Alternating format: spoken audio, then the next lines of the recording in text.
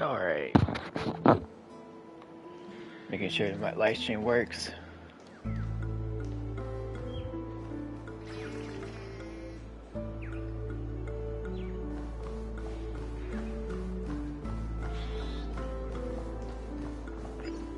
Alright, we're back. Now we're doing part 2 of this.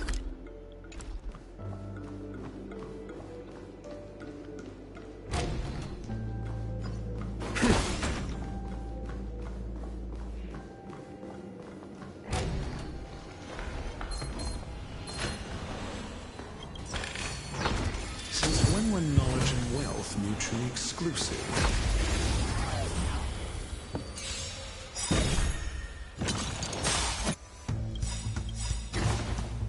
Try hard, son. Watch this awesome move.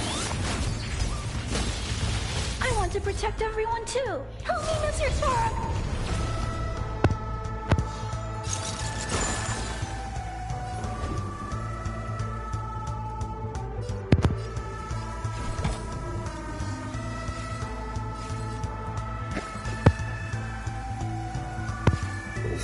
Answer me. Told you I could bite. Time for a shot. Nap time. Target threat index lowered. Hide.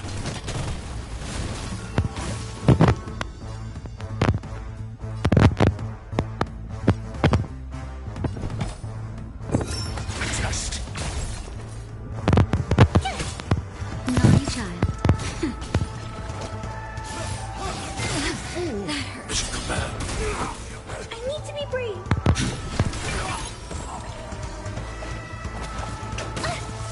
Your answers? I'm asking questions.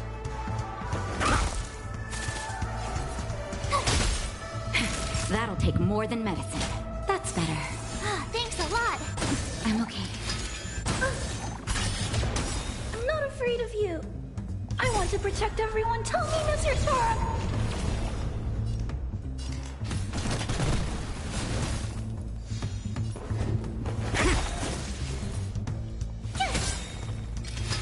Are you all right? I'm okay. Time for a shot. Nap time. Eliminating threat. My turn. Your answers? Just a little something. Think nothing of it. Thanks. I'll never forget you. Told you I could bite. That'll take more than medicine. Try hard, son. Watch this awesome move. Target threat index low. Hide.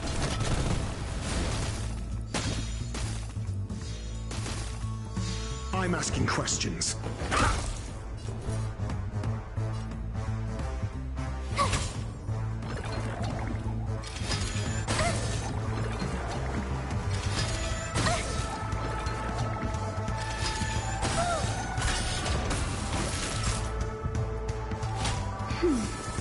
Thanks a lot. Your answers? Naughty child. Nap time.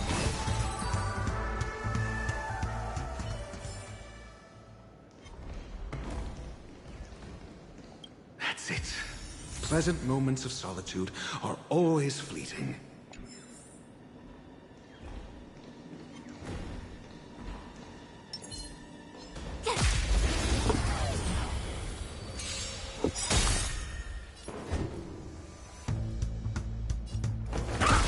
Tough luck running into me. That'll take. Go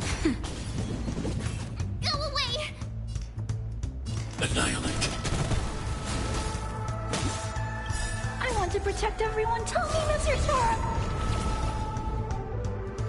I'm asking questions. My turn.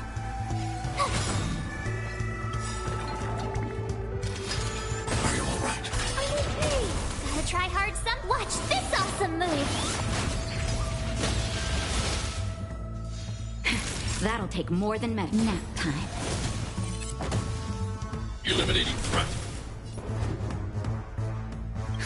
Just a little something. Think nothing of it. Not bad. 5 points. That's it. Pleasant moments of solitude are always fleeting.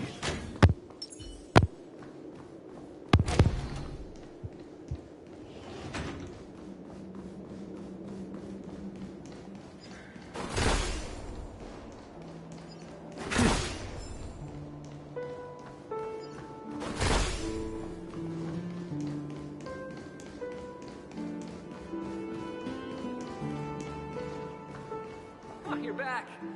Just place it here. Thank you.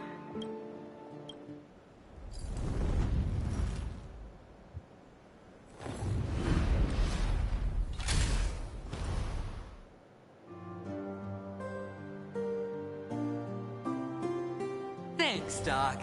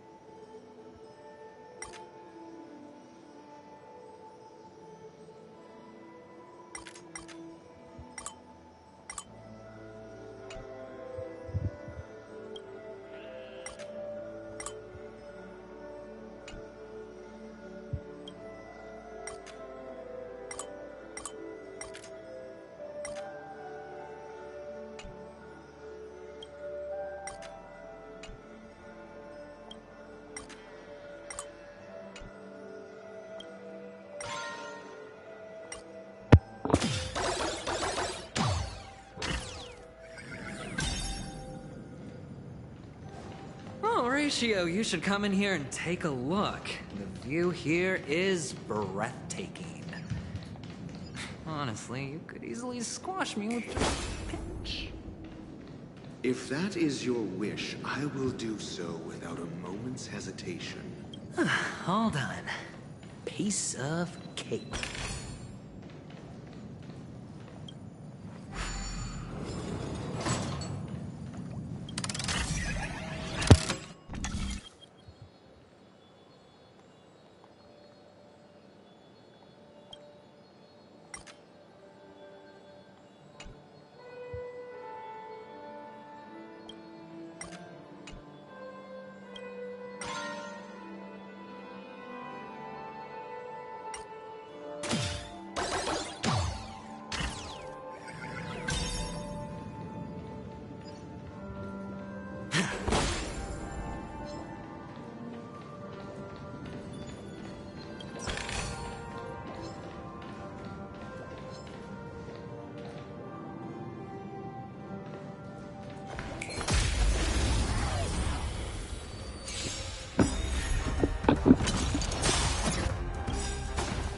The dice have been cast.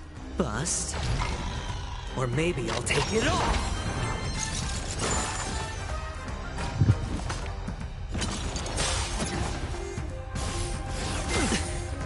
Try that again. All in. Tough luck running into me.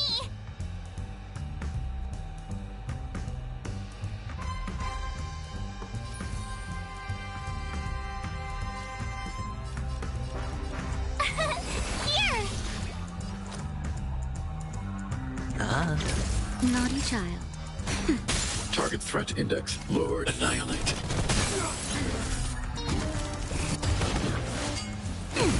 Try that again. Sure, I'll play along.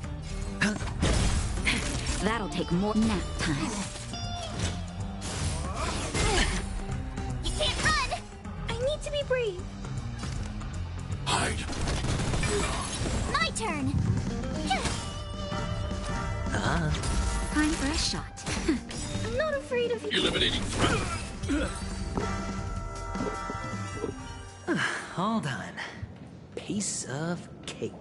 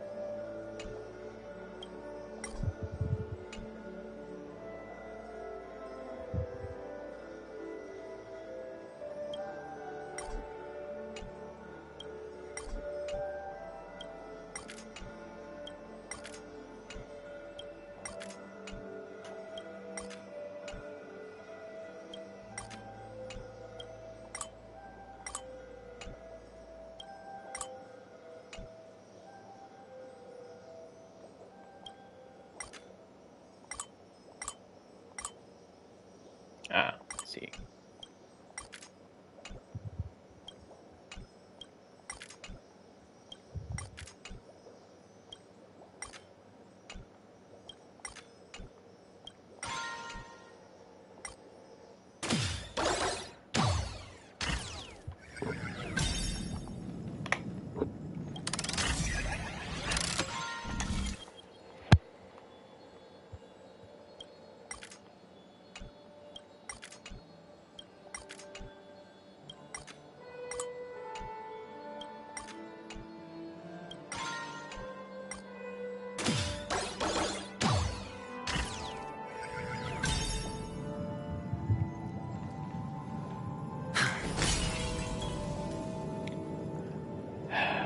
They're one of those things. Yep.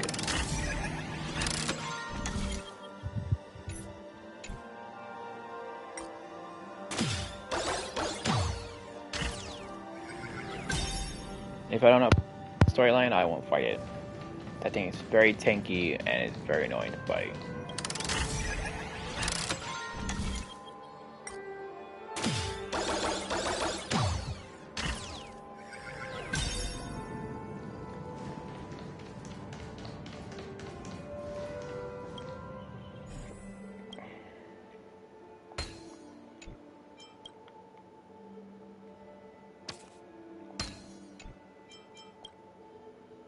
And the joyous tour of Toy City has come to an end.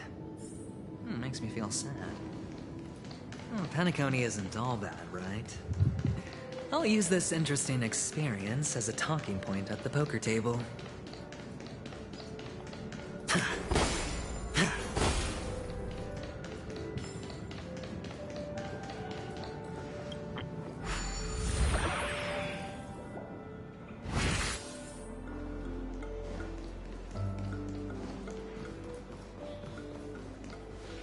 It's a pity you made it out of the sandpit alive. Sunday is just beyond this door. From my limited understanding, he's not someone easily handled. Are you prepared? Yeah. Only I believe he's the one who should be prepared to face me. Tell me about your plan. I don't have a plan. I'll just play it by ear. There are only two kinds of bargaining chips when dealing with people. Benefit or fear. Looks like sincerity isn't in your dictionary. Am I not sincere enough? There's no need to emphasize it. We've got to make good use of death. That man's sister is dead. He won't be able to turn a blind eye, and that's fear. And I'll help him find the murderer. He can't do it due to his status and position, but I can. And that's benefit. On what basis do you believe he's incapable, necessitating the delegation to someone from a rival faction? The IPC? Simple. Because that murderer could very well be a traitor hiding inside the family. Do you mean the Galaxy Ranger whom you accused previously? That was just an excuse, good doctor. There's something wrong with that woman. We need someone who can keep her in check. It's better to minimize the variables outside our control while we execute our plans. Moreover, I need to know her identity. If I'm lucky. She could be an important pawn. And it's good to have more helpful friends when dealing with this matter. But honestly, the murder case is likely unrelated to her. I believe my standpoint. There's a rat in the family. Otherwise, why would Mr. Sunday arrange a private meeting with us? This isn't an interrogation, but a secret negotiation. We'll see. Using Robin's death as a bargaining chip, I'll win back my freedom and power. In the end, I'll ruin this beautiful dream and create the grandest death. If the chance of winning is just beyond this door, even if that chance is close to zero, well, you can't win if you don't play, right? Ah, the charming audacity. To think that you, of all people, might emerge victorious, dear gambler. 3 chips are enough. All or nothing.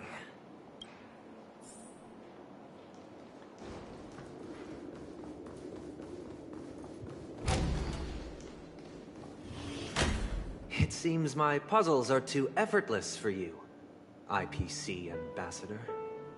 I appreciate your words. And I see you put a lot of effort into welcoming me, Mr. Sunday.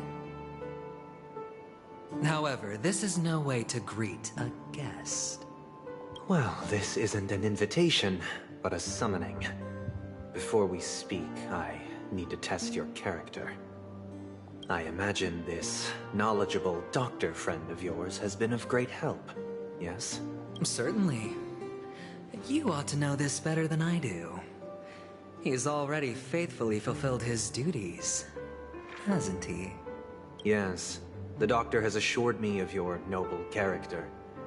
He considers you, like himself, a virtuous person who can be trusted by the family. I have come to know you very well as a person, Mr. Aventurine. You're diligent, generous, and willing to cooperate. The fact that you succeeded in overcoming many obstacles just to meet me gave me the reason to believe in your wisdom and courage. But there's one thing I must ask you. That is, you've used your wisdom at the wrong place to meet the wrong person and put yourself in a situation where you shouldn't be, witnessing a tragedy that shouldn't have happened.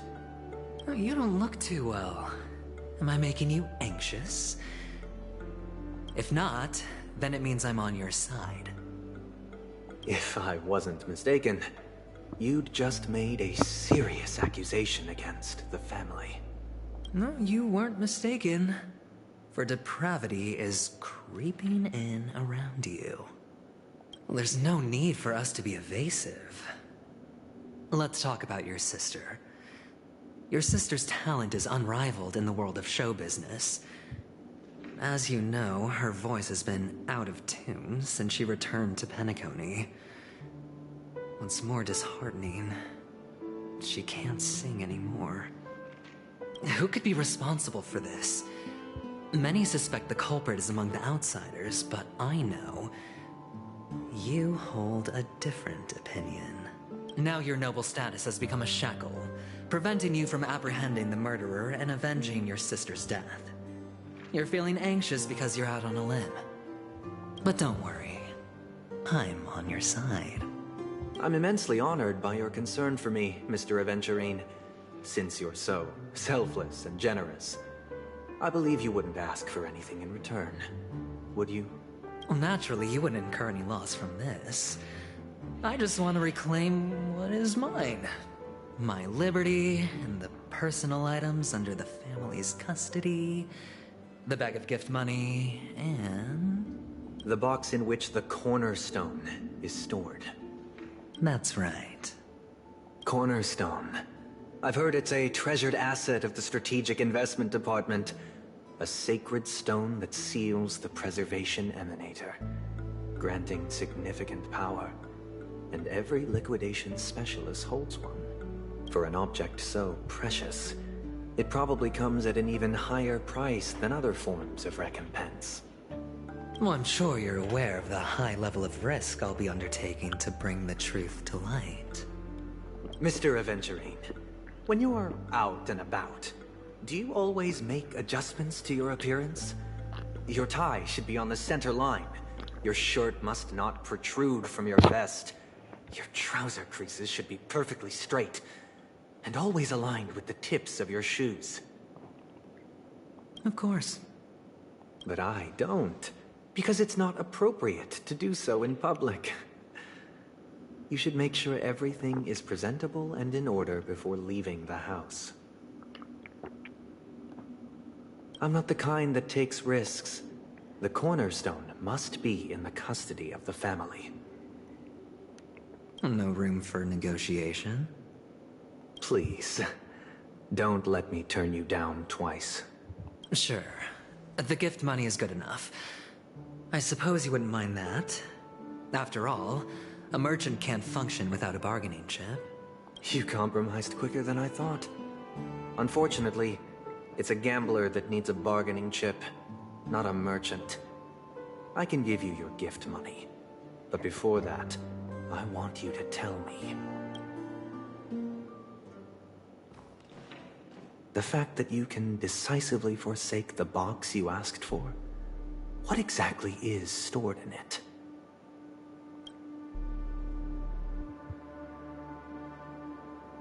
Oh, triple-faced soul, please sear his tongue and palms with a hot iron, so that he will not be able to fabricate lies and make false vows.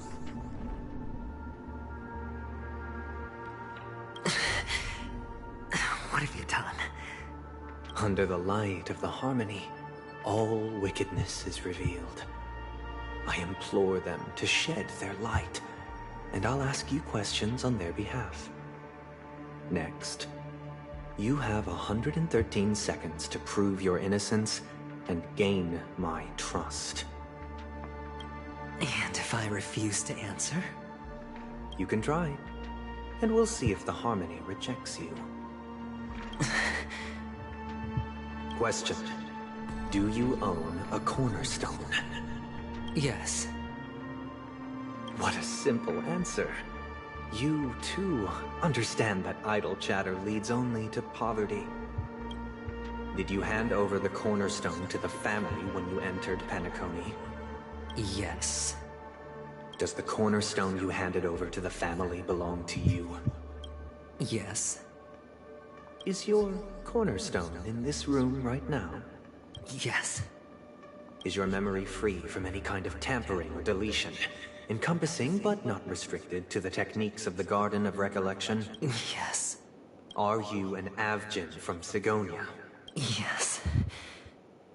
You even know about that? Do the Avgins have any ability to read, tamper with, or manipulate one's own or another's mind? No. Does it matter? Do you love your family more than yourself? Yes. All the Avgins were killed in a massacre. Am I right? No. Are you your clan's sole survivor? Perhaps. Do you hate and wish to destroy this world with your own hands? I don't know. Interesting. Now, the final question. Can you swear that at this very moment, the Aventurine stone is safe and sound in this box?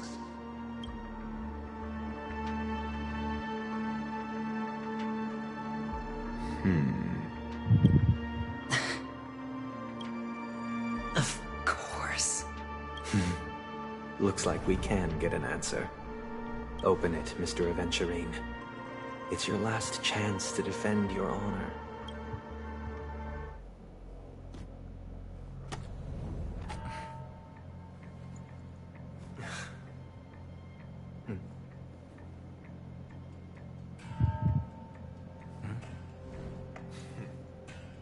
Please.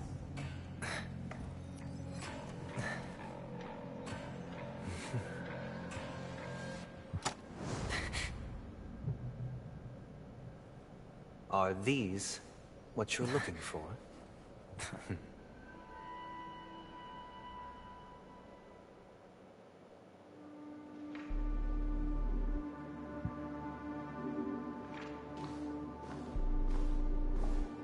Since you came as promised, learned doctor, does this mean that you are willing to take the side of the family in this farce? What makes you think you can convince me? I've heard you haven't enjoyed Mr. Aventurine's company.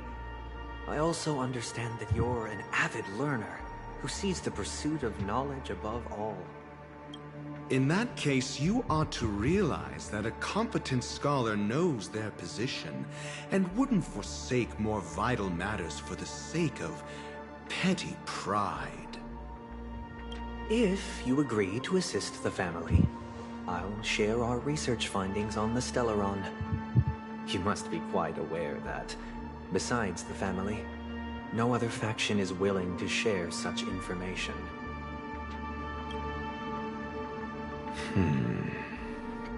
Cut to the chase. What do you need from me? I need Mr. Aventurine's comprehensive plan. Haven't you confiscated his cornerstone? You can't expect a featherless bird to take flight. But I've also heard the 10 elites in the Strategic Investment Department have united, progressing together in the interests of the IPC.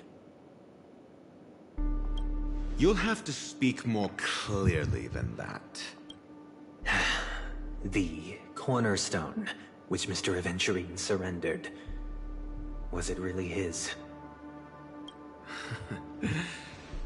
You question whether he would entrust you with someone else's cornerstone. The 10 Stonehearts aren't as united as you think. Cornerstones are significantly more precious to them than their very own lives. But you know that he's a crazed gambler. The more vocal he is about it, the more cautious I must be. I never imagined someone would share his way of thinking. Honestly, you should see a shrink. Bring it. The box containing the cornerstone is unique, and only IPC senior staff and related members can access it. But I happen to be among them.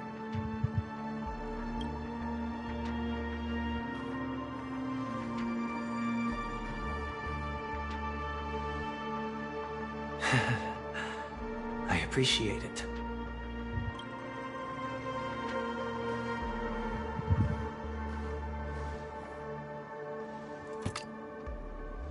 Unfortunately, your guess is correct.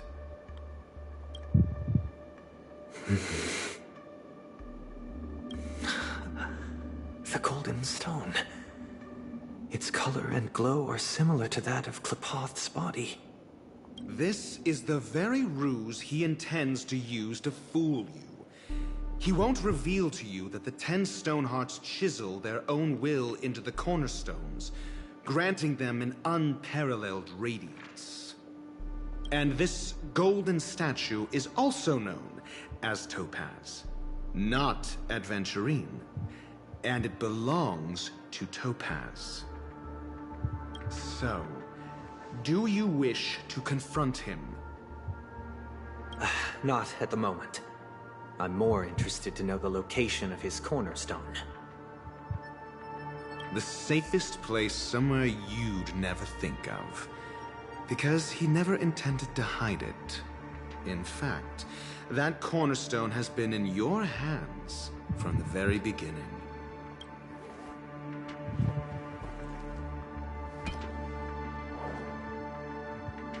I see.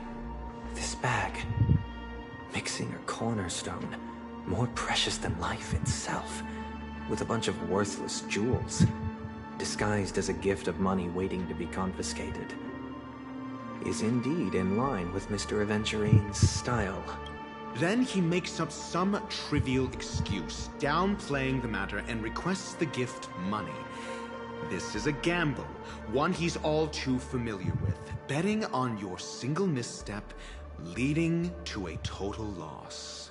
Learned doctor, I am grateful for your help. The family will surely reward a righteous person like you. As for the villain, I hope he retreats in humiliation. It was all thanks to your friend with a keen eye that I could add a blot of utter failure to your storied career. Ratio, you wretch. Finally shown your true colors, huh? Oh, and just to remind you, you currently only have 17 system hours left to live. Treasure your remaining time. and savor the delectable aftertaste of defeat. You might as well explain yourself a little more clearly. What I performed on you just now was the Harmony's consecration. You were to show allegiance beneath the illumination of their grace. Yet you acted willfully, uttering nothing but falsehoods, transforming the consecration into a trial. I genuinely see no reason to absolve you from it.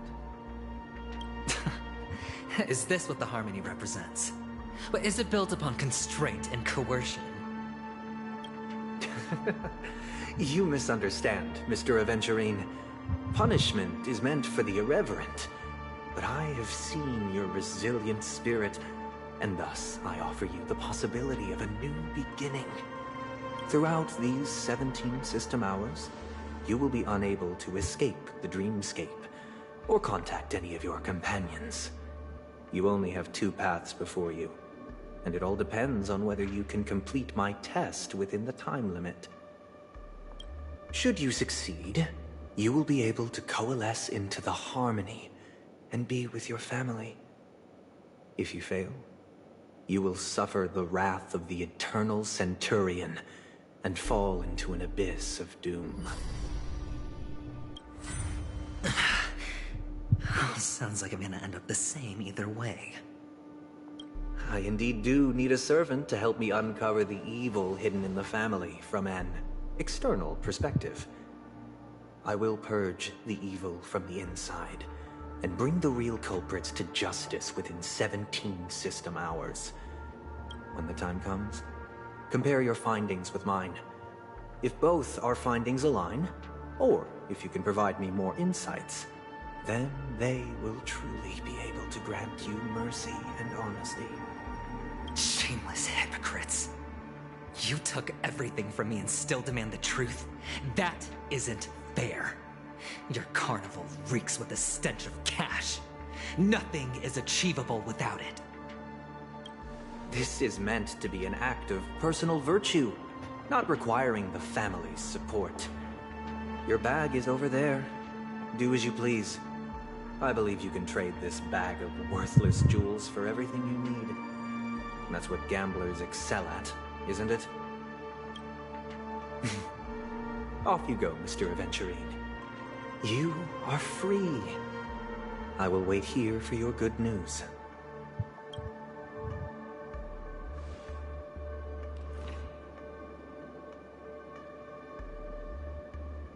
This meeting isn't an interrogation or a negotiation. It's an outright execution. Why would I do that, Mr. Aventurine? I'm just wondering what a passerby who stumbled upon a scene of a murder could have found out. That's all.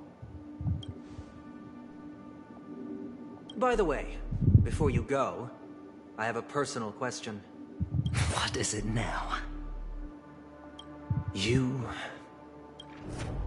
you truly wish to bring about the destruction of this world? Kakavasha! Where did you go? Oh, are you injured? I got it back, sister. You went to look for them? That's too dangerous. It's just a necklace. It's neither food nor water. We can survive without it. But I can't live without you, little brother. Promise me not to look for those catechins again. Sister, don't be afraid. The catechins are fools, but I'm smart. I played a game with them, and I won. Won? What happened exactly? I made a bet with them. The 2 birds in the desert and me. Who will die first? I won. They suspected me of cheating, but I didn't. I won fair and square. Of course. Of course you'd win. You've always been a lucky child. Gayatri Triclops must be watching over you. But that's no reason to push your luck by going up against those bloodthirsty, cruel catechins. Have you forgotten how Mom and Dad... Look, this is just a necklace.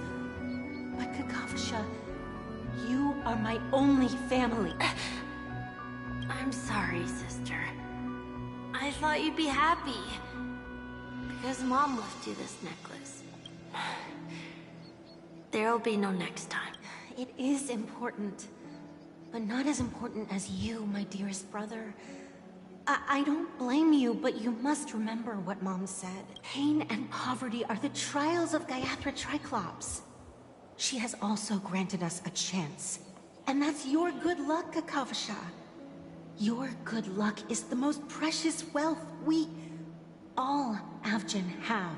You're a child blessed by Gayathra Triclops and can lead the clan to happiness.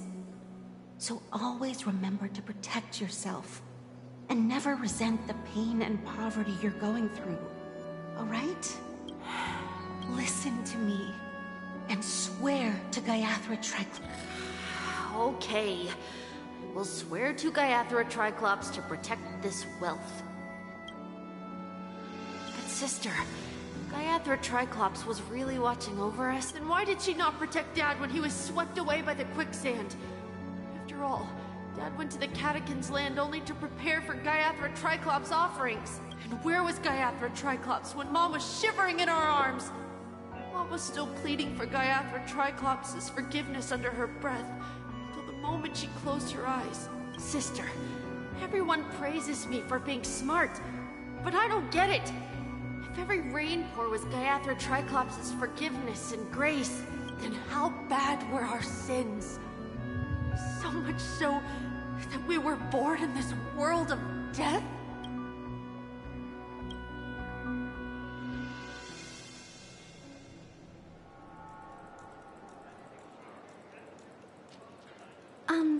Excuse me. I can't seem to find any information on this artist in the Iris family archives.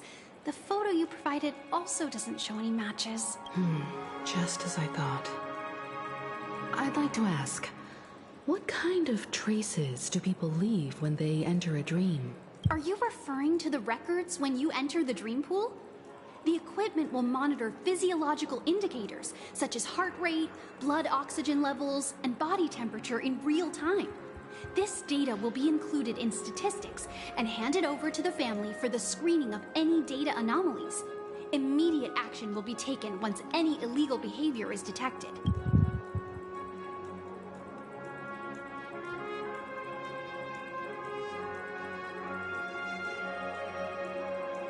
I apologize. The hotel does not have access. This information is managed by the Bloodhound family. We can only gain access if there's a problem. Looks like nothing can be found here. At least we know who to look for next. We can ask the Bloodhound family for information. Thank you for your assistance, Miss Allie. By the way, is Miss Robin doing fine? We are looking forward to her performance. Fine? What does that mean? Is there something wrong with Miss Robin? The preparations for the Charmony Festival have been proceeding smoothly, so I guess things are pretty good. I believe she will be able to put on a spectacular show for all of you. Sure enough, no one knows about Miss Robin. I'm not surprised, but that Miss Firefly is truly mysterious. There's no information on her in the hotel system. Even if she's a stowaway, she should have a disguised identity after entering the planet. She's also in the running for the legacy. How is she going to sneak into the dreamscape unnoticed? Is there any other way to enter a dream? Besides the hotel room's dream pool?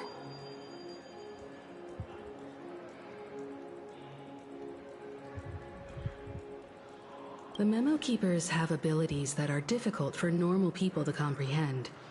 In the memory zone of Penacony, they thrive effortlessly, a fact proven to us by Black Swan.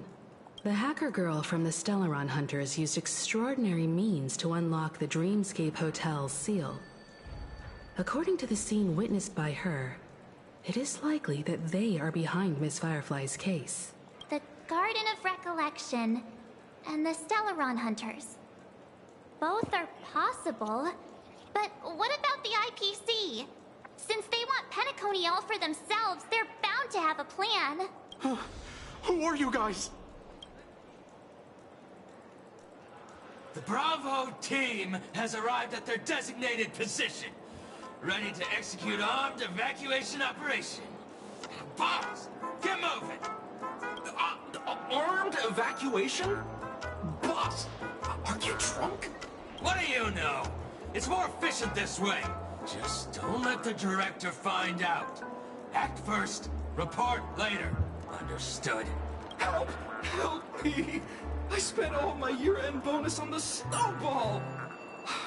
I don't want my name on the department's major disciplinary notice!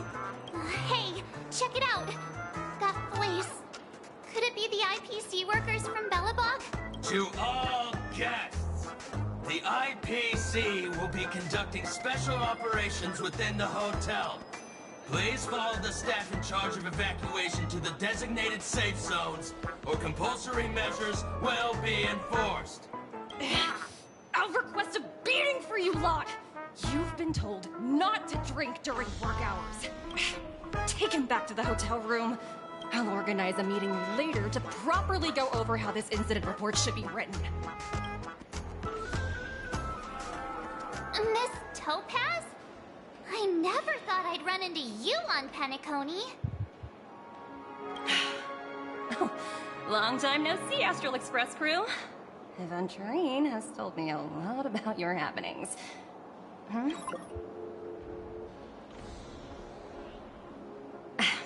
It's fine. Do as they ask, and try to avoid any conflicts with the family. Report to me before taking any action. Yes. All right. As you see, the IPC isn't very popular here on Penacony. Cordiality from the family is a mere facade. The former frontier prison has turned around and cuffed its shackles on the IPC staff now. Only Aventurine, who carries an invitation, is allowed to attend the banquet. An entourage like us, we can only sit around in the reality hotel, unauthorized to even enter dreams. No wonder Aventurine's scrambling to partner up with someone. The IPC can't back him up in the dreamscape. His situation isn't optimistic, I hear. You're all helping to investigate some dirt on the family, are you not? Let me know if you need anything outside the dreamscape. The IPC always treats its partners well. Thank you, Miss Topaz. We're on our way to the Hounds to verify some intel. Perhaps you've had dealings with them? Yep. They're tailing us right now. Why not go and talk to them? It'll take the spotlight off me. Being constantly stared at is really uncomfortable.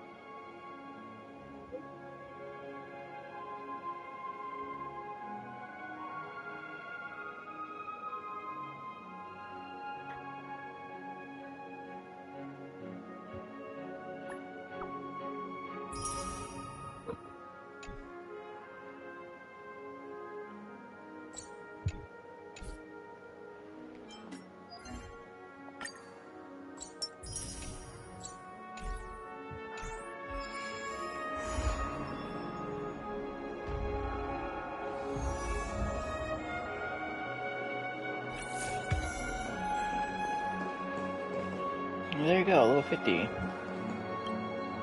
We're carrying out our captain's orders. What do you want?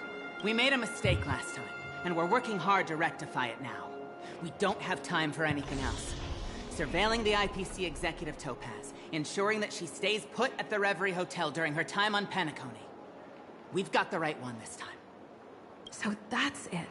They were the pair who were after Firefly at the time.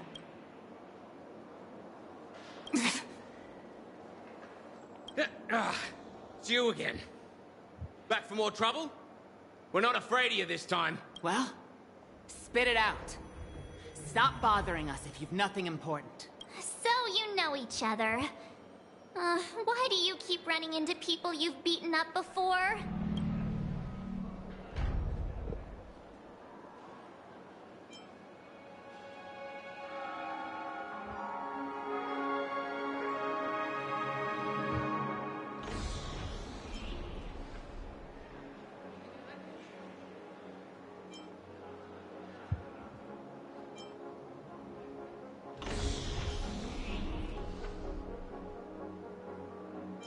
That's right. We're investigating a murder for the family. Can we speak to your captain about the case? Well... Hey! The security officer instructed everyone to shut their traps before he returned from Dream's Edge. What murder? You'd better stop spouting nonsense. Yeah, that's right. We have nothing to report. Looks like they're not going to cooperate. But they did at least tell us that the captain is at Dream's Edge. Why don't we just look for the security officer then?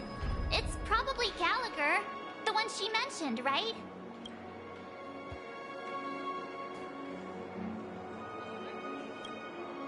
How does it feel to be in business with Aventurine? I bet you're not used to it. That's just his style. All or nothing is his mantra. He's always cozying up to his clients while egging them on to undertake some dangerous assignment with him. But everyone has their merits, so I won't comment further. But Aventurine's luck has always been good. He's always closed all his cases without a hitch, and basically never lost a gamble. Which is why, on the issue of retaking Penacony, I'm watching with keen interest.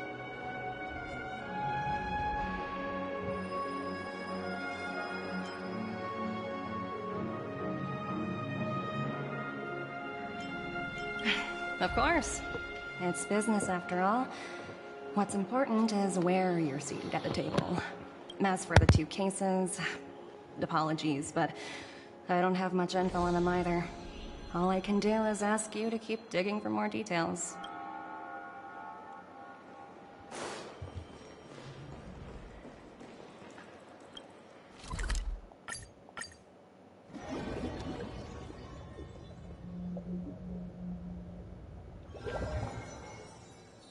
Such tight security.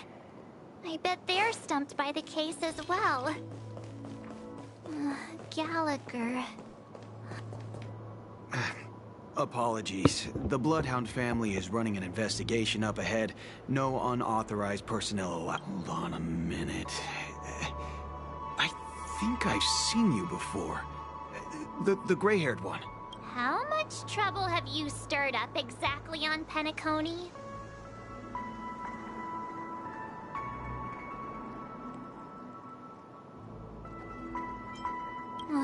You think you look alike? Wait, are you for real? Not possible. It was you the last time, yelling about some clockwork friendship while beating me up with that silver-haired girl.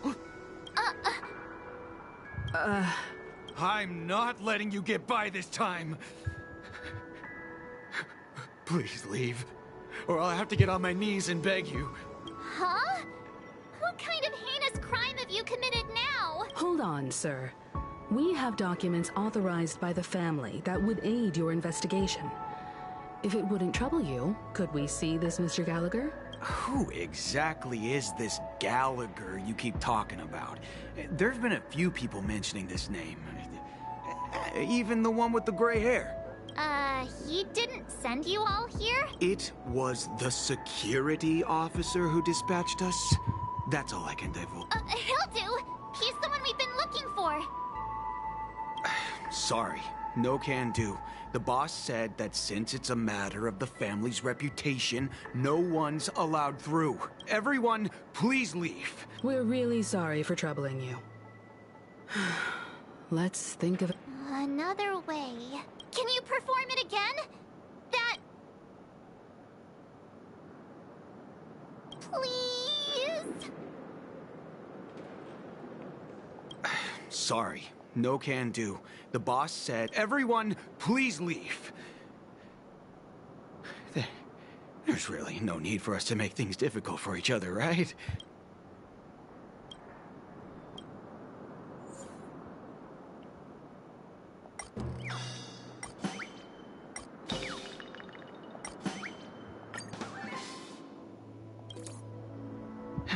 Let me see what time... Whoa! It's this time to clock out! And no one's gonna stop.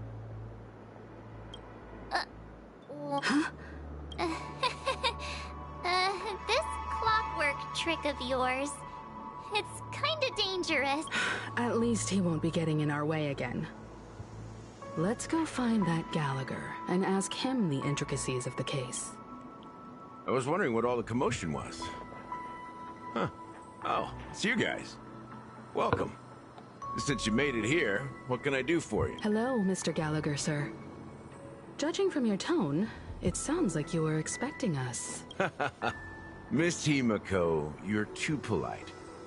There's no need to call me sir. Mr. Gallagher, you even know my name. Of course I do.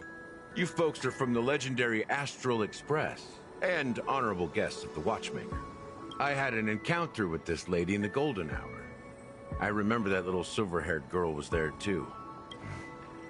I'm sorry for what happened to that kid.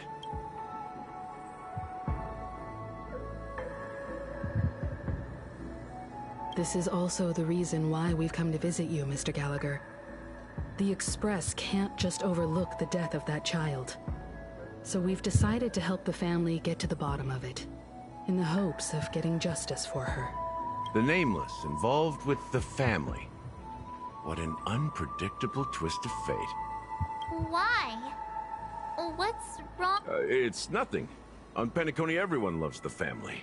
No matter how much one resists the beautiful dream, when the time comes, they too will find it hard to let go.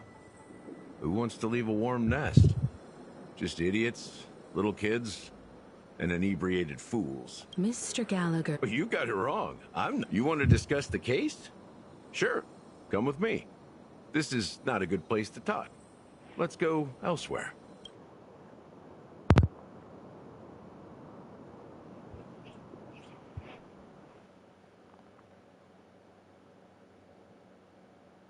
Even after that chilling tragedy, this dream is still running effortlessly. Other than the family of the Harmony, it's hard to imagine any other power in the universe that could sustain a building of such magnitude. The family itself is a huge, perfect building. Like a living idol.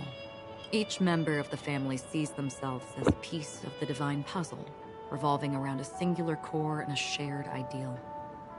Under their command, they loyally fulfill their roles, offering themselves while also receiving sustenance in return. Interesting analogy. Perhaps that's why Penacony's beautiful dream has persisted for so long. But the human body has its limits, and so does the Divine's. That doesn't sound like the kind of comment a Galaxy Ranger would make. Just pointing out the facts. Mr. Yang will definitely have a better sense of what's going on than I do. Why do you say that, Miss Acheron? The beautiful dream is crumbling. But not because of a particular eon, a particular faction, or a particular visitor. Its collapse stems from a certain inevitability of human nature. The family refuses to acknowledge this, and it has ultimately backfired and become a catalyst, as people immerse their souls in the dreamscape, where consequences and pain cease to exist, and only ease and pleasure prevail. They draw closer and closer to necrosis. Regardless of the perceived bliss, death looms as the inevitable conclusion. Also, this necrosis will diffuse and spread. One piece of the puzzle's mutation will eventually cause the entire building to shake, break, and crumble. In the end, the dreams that people built in the name of freedom became the cage that imprisoned them. I'm sure you've gained a lot from this trip, Miss Acheron. Are you willing to share your findings with me? Of course. That's if I remember.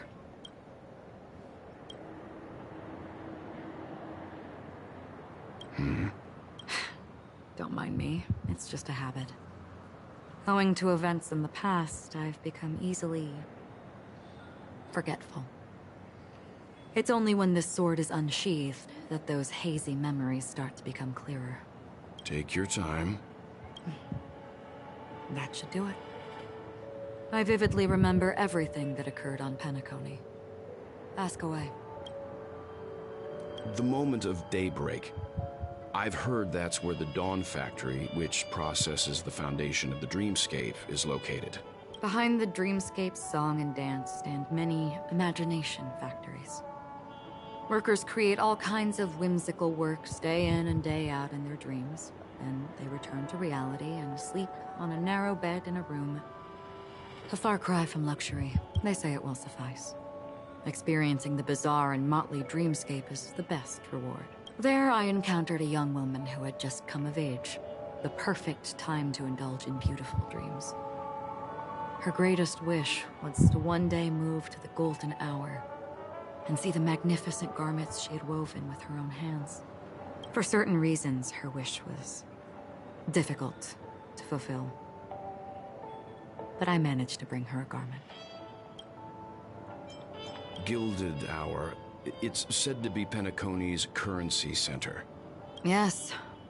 It is a fortress-like financial city, the economic heart of the dreamscape.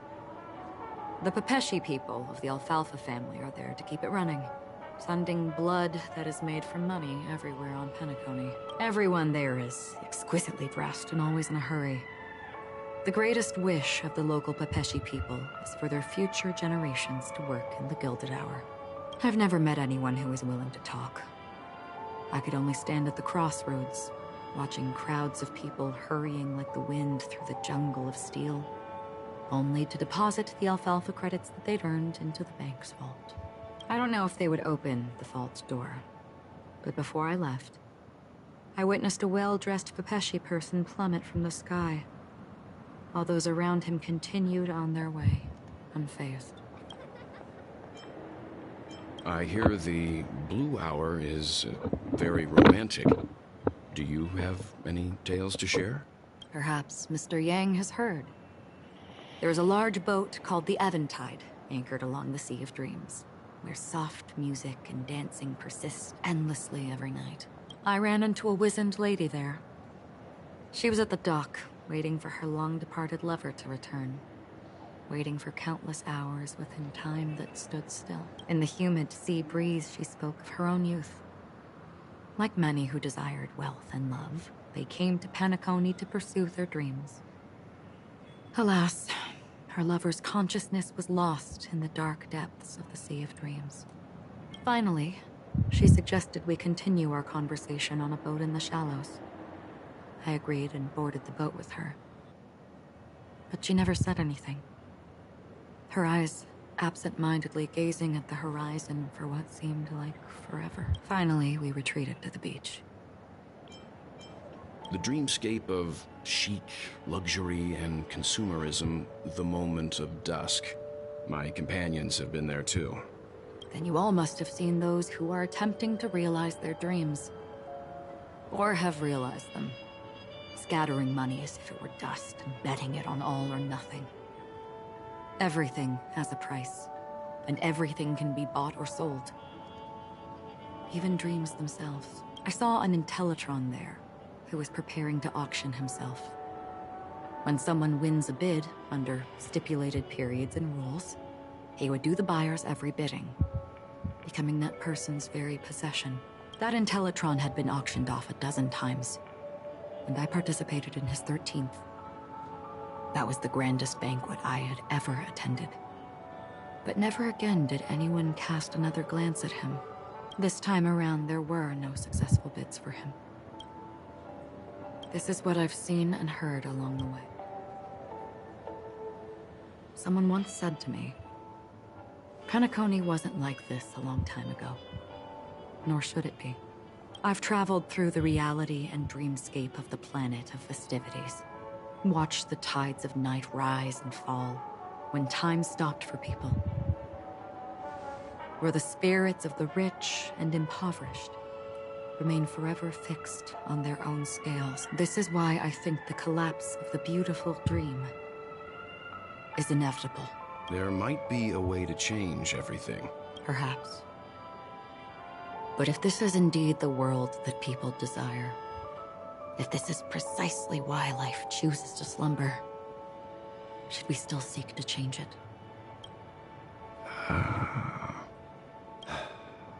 Miss Acheron, now it's my turn to share a story with you. There was a man from my homeland who, at a time when the world was grappling with deep, unhealable pain, made a choice. He wove together the dreams of everyone in the world, linking people's dreamscapes, and shouldered this burden himself. From this, he created a giant, a spiritual Adam. And since that moment, the giant stood between heaven and earth, becoming the pillar of the world's existence. As a price, those who found it hard to move forward, who could not advance, forever lost their future. They slumbered in a dream, devoid of disaster and pain, living out their days peacefully in the man's created utopia. And it is because of the wishes of those people who wished not to awaken that this spiritual Adam became unbreakable. And yet, you stand here right now, which also means that man failed. Because people must always move towards the future. Even if human weaknesses make them pause when they truly cannot move forward, humanity will eventually seek a way to save itself. And that man, he was never a failure. Like everyone in that world, he etched the possibilities of human nature into his heart. He was the sun chaser of legend, soaring towards the sky and embracing his final victory with his fall. He ascended to heights uncharted, only to come face to face with the sun, a place not visited by anyone before. His wings would melt because of it, only for him to fall into the sea. And after that, countless others would surpass him, soaring to even greater heights. A fitting metaphor for the Nameless's trailblazing spirit. Thank you, Mr. Yang. I know what you wish to confirm. The universe has innumerable similar, yet different worlds.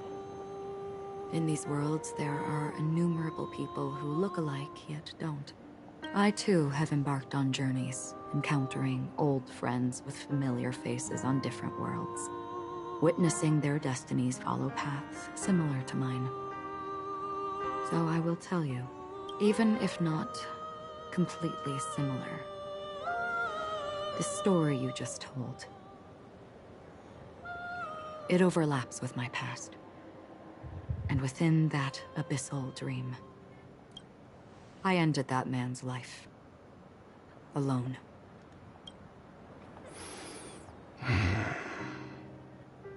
I am not who you think I am. Nor will my home be as fortunate as your world. I am sorry. It's fine. I don't mind, so long as I can alleviate your suspicions. There's something I still wish to know, Miss Acheron. Under that representation of the hunt, exactly what sort of power is it that has motivated your solitary journey thus far? Mr. Yang, before answering that question, I wish to continue the previous topic. I like your analogy very much. Indeed, birds are born to fly. But in a distant past, their ancestors could only gaze at the sky in envy. They saw that faraway ray of light from above the heavens, piercing through the clouds and blanketing the earth. And so, time and time again, generation after generation, the birds spread their wings and took to the sky, attempting to touch its ceiling. All because the sun was there. Then, what if the last bird finally soars into the sky, only to realize that the end of the light is not the sun, but darkness? Then why, exactly, do we even walk towards the light?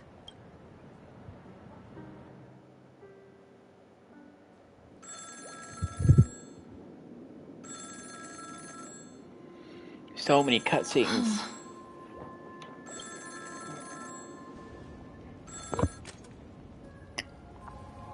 Long time no see. Having fun on Penacony? Acheron? This voice, it's not Constance. Could it be her companion? Though I don't know my bullets will find you. Until then, you best find a casket store on Penacony and ask the owner to reserve a good quality casket for you, imposter. Imposter? I see. She gave my whereabouts to someone who's tracking Acheron too. Who are you? Huh? Did I make a mistake? Who the heck are you? I'm the Garden of Recollections memo keeper. Not bad. This is the kind of tough challenge I like. You that imposter's bodyguard? Never mind. It's fine. I'll leave a round for you. So get that forehead clean and wait for me. I don't know what you're talking about, but you know Acheron, the Galaxy Ranger, yes? I have something to ask you. Are you asking me to write your will? Sure. Go ahead. Not quite. I only want to ask, how exactly did she become a Galaxy Ranger? She's clearly not a path strider of the Hunt, but you are, aren't you? Tell me, what's Acheron's deal? Sure. Heck, never thought I'd come across an ally. What a stroke of luck. Oh, well. I'll be on Penacony soon. Memo Keeper, go buy a bottle of Asdana's White Oak and warm it up. And I'll raise a glass to you. That lady's passed. Well, nobody knows. But if all you want is a simple answer, sure. You best get a chair and take a seat. That woman, named Acheron, is an emanator who should not exist.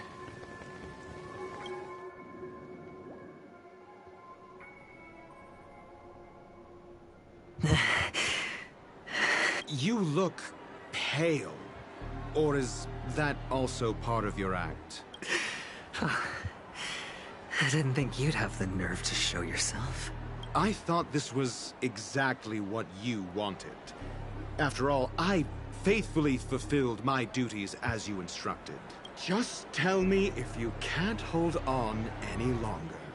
So, the genius of the Council of Mundanites wants to be my Undertaker now.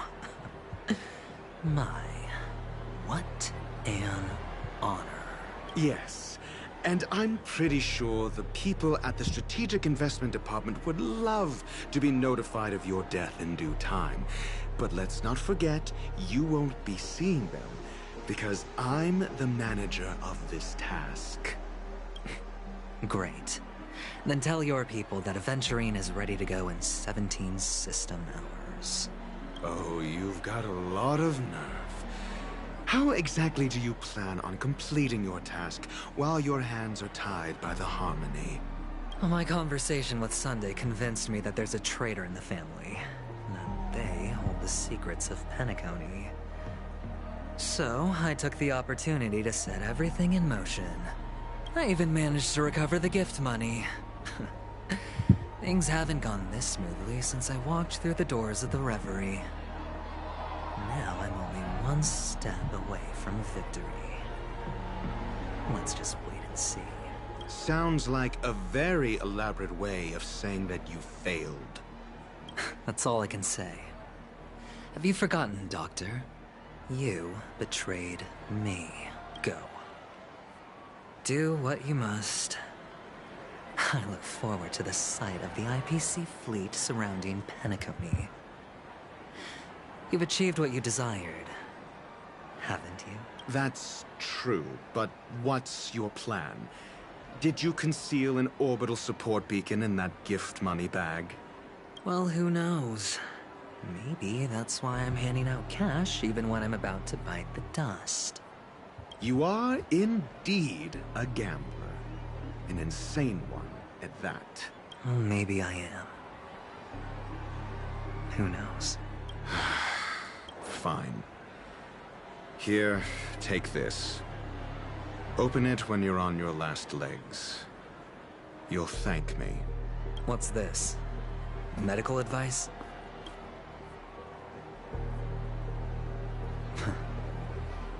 You catch on pretty fast, Doctor. Asking me to solve a case without giving a single clue. How typical of you, wing-headed scoundrel.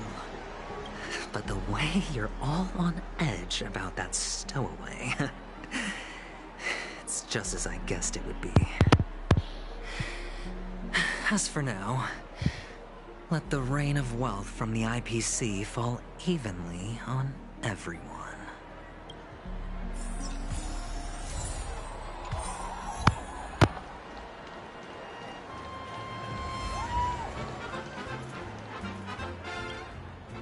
Would you be willing to support my performance? And keep the Song of Beauty alive in the cosmos? Wow, how fabulous! But why would you give such a wonderful gift to a random stranger like me? Well, you see, I can't bear to see anyone in this sweet dream suffering from poverty. That's incredibly kind of you. Thank you so much, sir. If you ever get the chance, please, feel free to come by and indulge in my singing. Sure thing. Oh, by the way, do you happen to know anything interesting about death? Death? That's a pretty scary topic, and it doesn't really match the mood of this sweet dream. Oh, you see, I'm a tabloid reporter collecting ghost stories in Penacony. As you know, the more chilling the stories, the more attention they get. Maybe you could help me out. Well, if you're up for some gossip, it's not about death, but there have been some rumors about a guest at the Reality Hotel who fell into a deep sleep and didn't wake up. It was like they were in some sort of coma. Nobody knows what caused it, but luckily the customer eventually regained consciousness. Well, all customers are under the protection of the family, after all. Thank you. This will make for a very juicy headline. May Shibe protect us. Unexplained coma. That's actually what happens to your body if your brain dies in a dream. But unfortunately, the customer ended up waking up in the end. I can feel something inside my head. Is the harmony starting to kick in? The world has truly lost its way.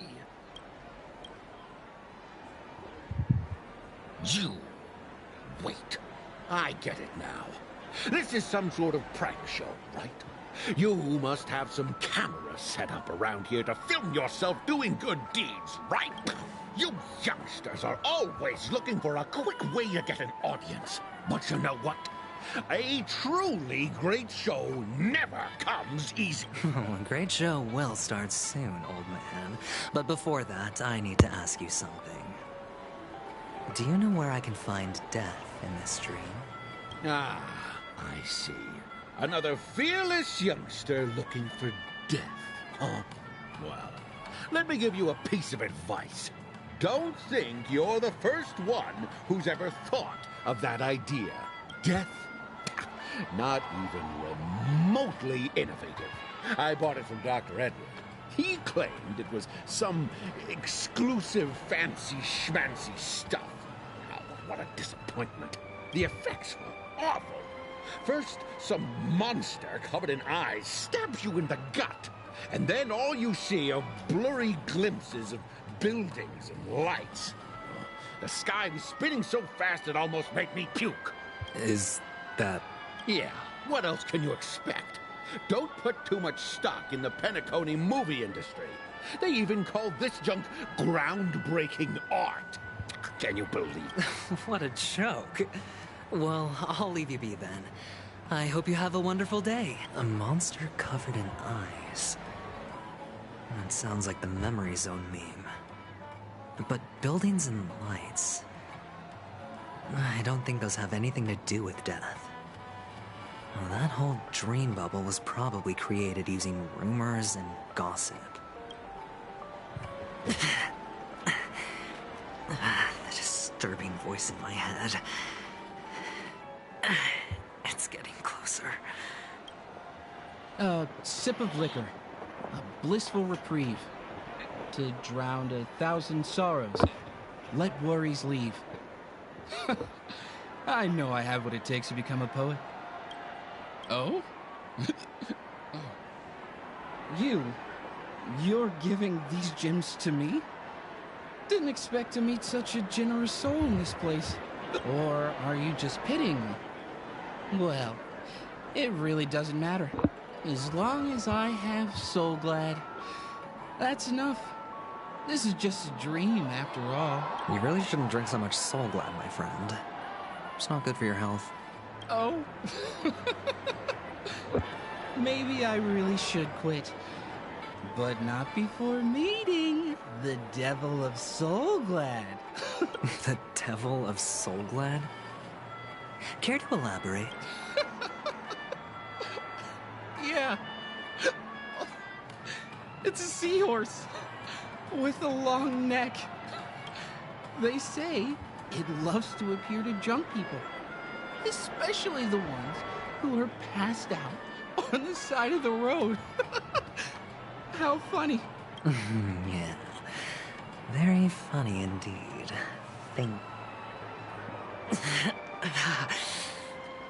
Does everyone have to go through so much torment before joining the family? Darn it. Now I just want to dig out my brain and use it as evidence. Take care, my friend. If you ever find yourself in danger, remember that the hounds are always ready to help.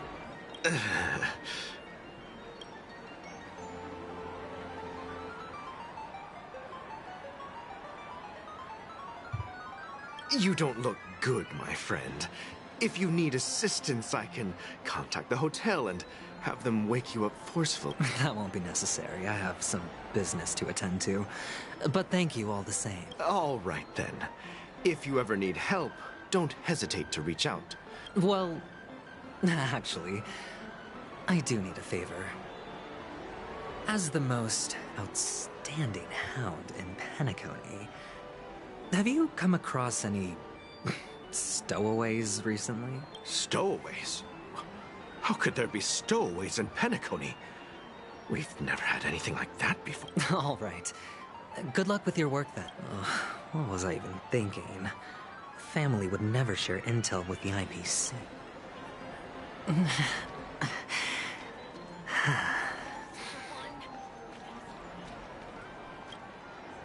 You want to talk to me? Sure, but nothing too sensitive, okay? Huh. Wealthy people have fancy ways to enjoy this dream. But to be honest, I've never seen anyone who gives out money to others like you. So, are you trying to be the prince from the tale, handing out his gold leaf garment and melting his lead heart in the fire? I'm flattered. I'm no prince, and I just thought these gems would help you speak. So, as an investigative reporter, maybe you've heard something about death? Ah, another curious soul. I see. Well, that was actually the topic I was most into when I entered the industry. But my boss shut it down. How did your boss talk you out of it? Well, she simply said, covering baseless urban legends like that would make us look like some third-rate tabloid. I thought about it, and she had a point. Reporting on stuff like blowing out birthday candles and getting spooked by nightmare ghosts isn't exactly professional material. Guess she's got a point. Thank you for sharing.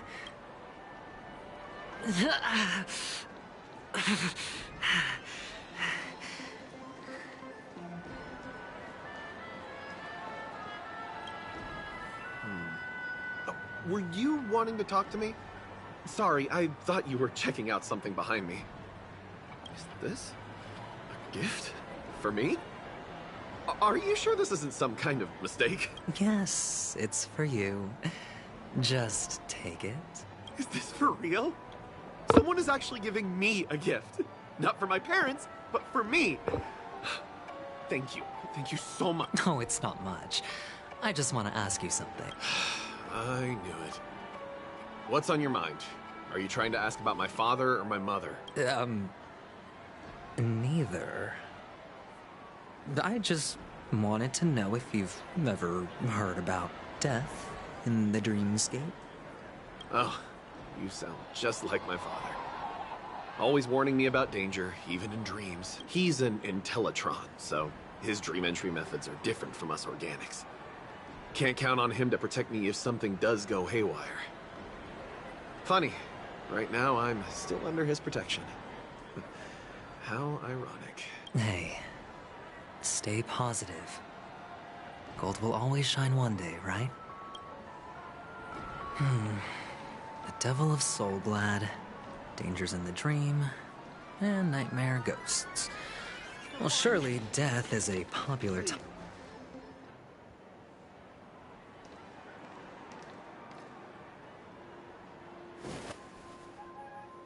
Remember what I said. You Sigonians are better off hiding in the sewers. Look at you, snooping around and sticking your nose everywhere. Is the smell of death so enticing, my fine fellow? Oh, it's you, masked fool. I should have guessed it. You're the imposter who appeared on TV after Robin's death, right? I heard you got caught by the family. I gave you a clear clue. Befriend a mute. Simple and straightforward, you know? And what did you do? You messed it up and ended up as their prisoner. I told you to make friends with a mute, not become one yourself. You really let me down. What do you mean? You know better than I do. Who watched the little songbird that couldn't sing perish right before their eyes? You did, Blondie. No, I mean... What did you mean by becoming one myself? Well, it means you'll soon end up like her, unable to speak ever again. But it's a good thing if you ask me, because... Because I'm getting closer to the truth, right? Oh? Why else do you think I'm handing out cheap trinkets all over the streets, fool? All part of the act. Fool's bait. The more pathetic I seem, the more likely you'll come sniffing around. So, now that I've drawn you out, will you reward me with an answer for my efforts? Why should I help you? Don't you want to see Penacony descend into chaos? Well, I can make that happen. I just need an answer to one question. Back then, when you asked me to find a mute, did you really mean Robin?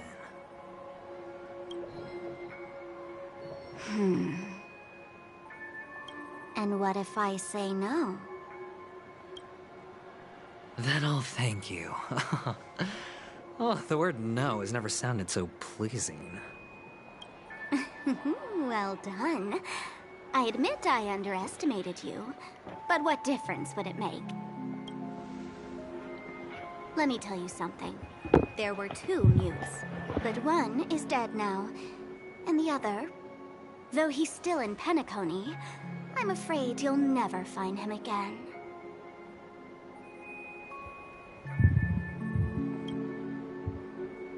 Now I'm completely sure that I was on the right track from the beginning and never strayed, fool. Right now, there are only 2 things missing from my grasp. The meaning behind the truth, and the means to expose it. How impressive. That's quite a fancy way of saying I haven't learned anything so far. Not exactly. I've gathered enough clues to prove its existence, and that's enough for me. As for the answers to my questions, I'll find them within 16 system hours. Oh, really? Only 16 system hours? Well, let me lend you a hand. Here you go. This is my precious, mutually assured destruction button, and I have one just like it. When either of us presses it, the other and the whole of Penacony will go up in smoke. If you're really so desperate for the IPC to take over Penacony, blowing up the chessboard isn't a bad idea. Start from scratch. That's where the IPC excels, right?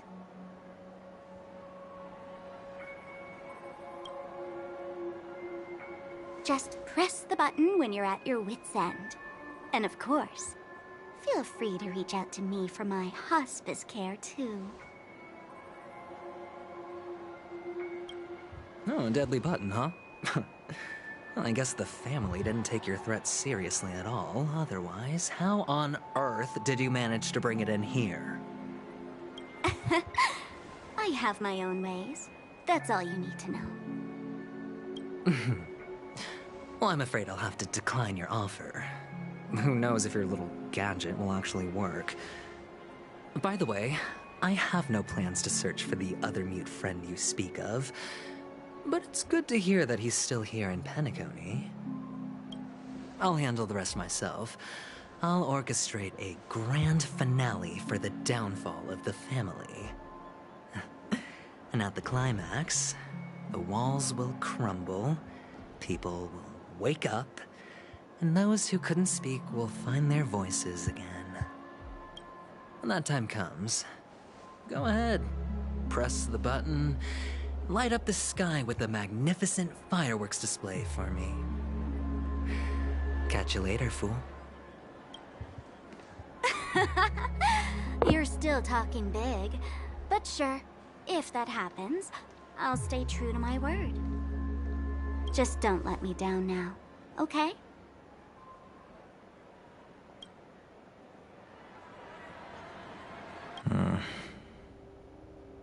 So, number 35.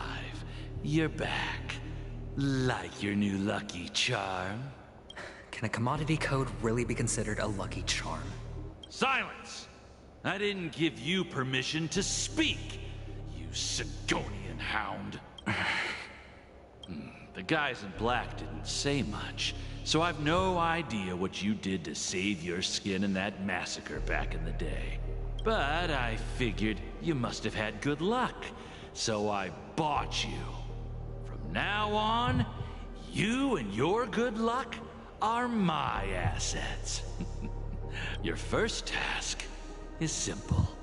In addition to you, I've purchased 34 other slaves. Go and play a game with them. You came out alive after 2 days. It proves that you are the real deal. You're insane. Testing out if you're a good product. Aren't you worried that the money you spent on me will go to waste? I've got stacks on stacks, Blondie. The slave market is never short of self-righteous brats like you. But you look good. And that's why many customers are betting their fortunes on a scrawny brat like you. So go along now and don't let your master... How much did you... What? My price. Huh. You really want to know? Well, it was 60 tanba. No more, no less. I'll take my chances. 30 tanba. If I come back alive, you'll give me 30 tanba. Deal? Are you trying to strike a bet with me? Oh, you've got some guts. Yeah, sorry, but that won't do. Don't forget your place, slave. You're not qualified to be at the table. You're just a chip. A life thrown away in someone else's hands. Either you come back with more chips for your master, or you never come back. It's all or nothing. Don't embarrass me, my lucky hound.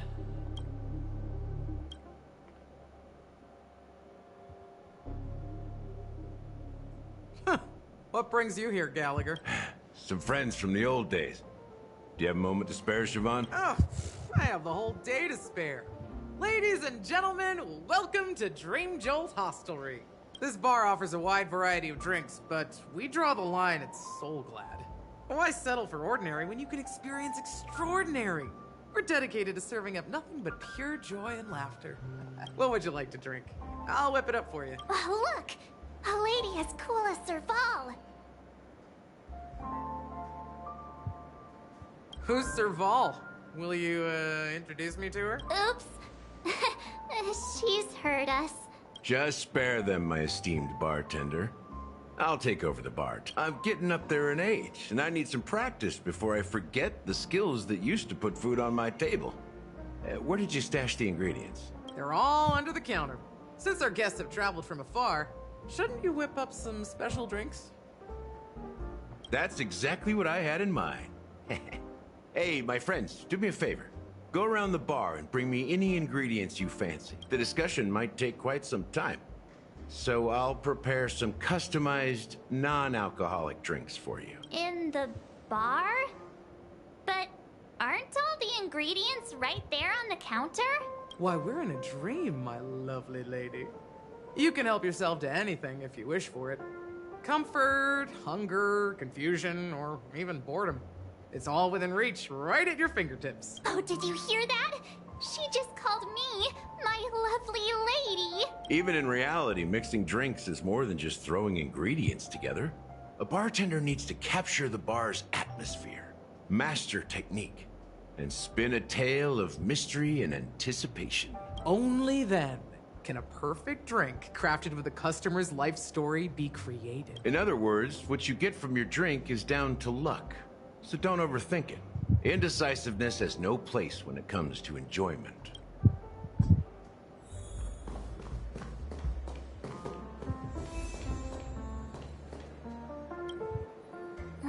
Can this be used for mixing drinks? Oh, and there's a note underneath. Exchange with your precious things. Oh, what should we exchange for it? And who should we give our stuff to?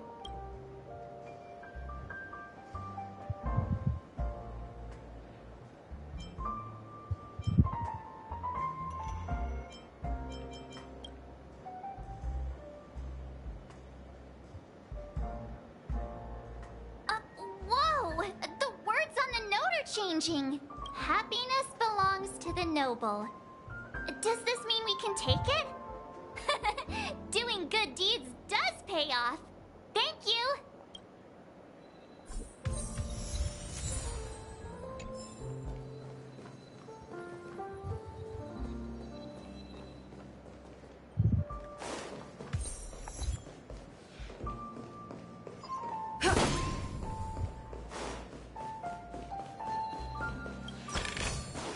Looks good.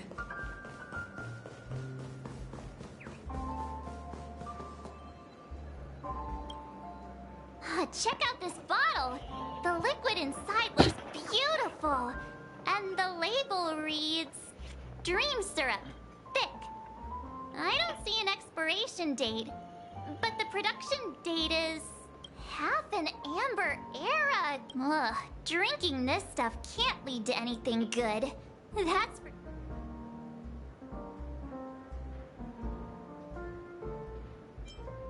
that's true.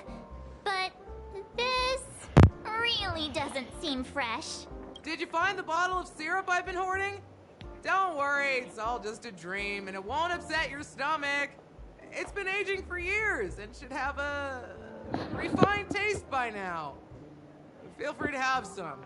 It's perfect for entertaining lovely guests like you. Then we'll keep it. That's quite a stash. Not sure if it's enough. Stay out of my way. I'm looking... Haven't I made myself clear enough, Miss Amiki? The Dream Jolt Hostelry only welcomes guests who want to enjoy a drink to their heart's content. I'm sorry, but I'm not interested in your proposal. But you have the talent. You'll attract a huge audience.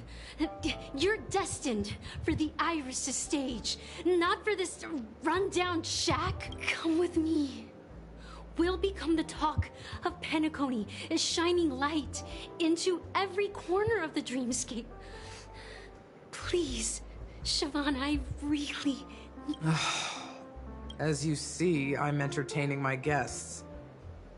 Don't make me repeat myself. Fine. If you don't come along, I'll just sit here and not go anywhere else. Give me a sparkling drink. Sweet. With extra ice. Just... one moment. What's her deal? We can't discuss the case with other people hanging around the bar. Hey, can you do that clockwork trick of yours again? Yeah, I'm counting on you. You're one of Siobhan's guests, right? What can I do for you? If you're here to convince me to leave, please stop. I just don't get why she won't leave this place. This rundown shack with no customers whatsoever.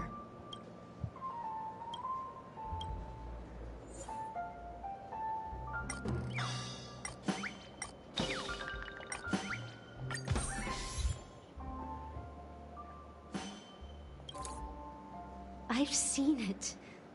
The moment when Siobhan and I share the stage, the crowd is going wild, applause crashing like waves, the aroma of irises fills the air, a beautiful melody playing. I've seen that scene countless times in my dreams, and every time it mesmerizes me. That's why I have to bring her back to that world. Want to raise a glass, my attentive listener? Let's consider it a toast.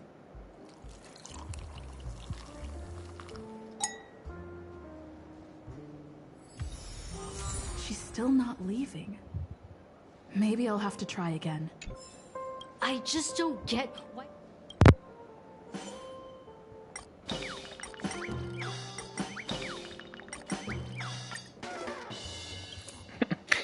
Those darn Iris jerks! They're the ones who forced Siobhan into hiding here, running this pesky bar. I get it now. She's not leaving because she doesn't want to run into them again. I can help clear the way for her. I can do her a favor. I'll go back and write a letter to the Dream Master, exposing the crimes committed by the Iris family. Siobhan will definitely appreciate it. Things... I just don't get why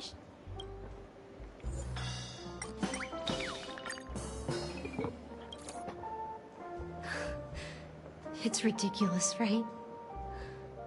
Our paths were never meant to cross, yet I'm still holding on to her. I'm too timid and shy, longing to shine but afraid of stepping into the spotlight. I need her guidance, because I'll never be able to do anything alone. You don't know Siobhan's past, and you have no clue how radiant she used to be. Even among the talented Iris family, her skill was on. I know she probably thinks I'm just trying to ride her fame to get ahead. But all I want is for her to reclaim her place.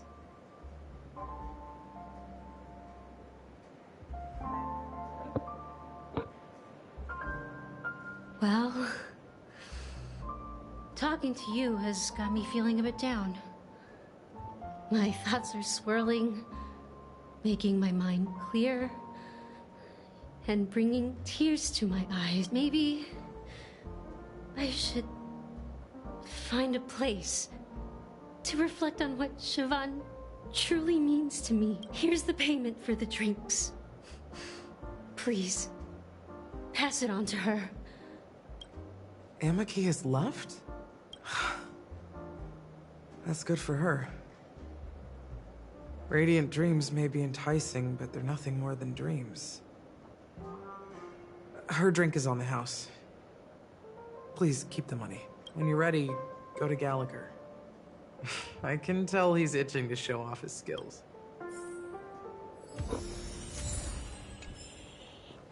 That being said, mixing a drink is way simpler than you'd imagine. Just pick your favorite ingredients, toss them in a glass, mix it up. So go ahead, explore the bar. Nice work. Let me take a look. You found some interesting ingredients there. Now take your pick. Each drink has its own unique flavor, and the base ingredient sets the tone for the initial taste and the lingering aftertaste. So, which one would you like to use as the base?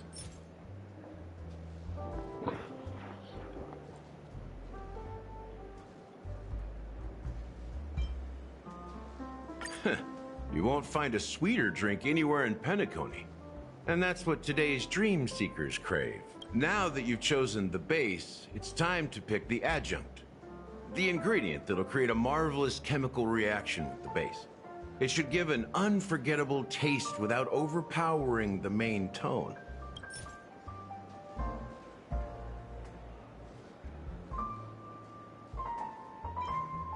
Bright future. A taste that's been a long time coming. I'll never forget the flavor that danced on my tongue as Mikhail whisked me through the dreamscape wilderness.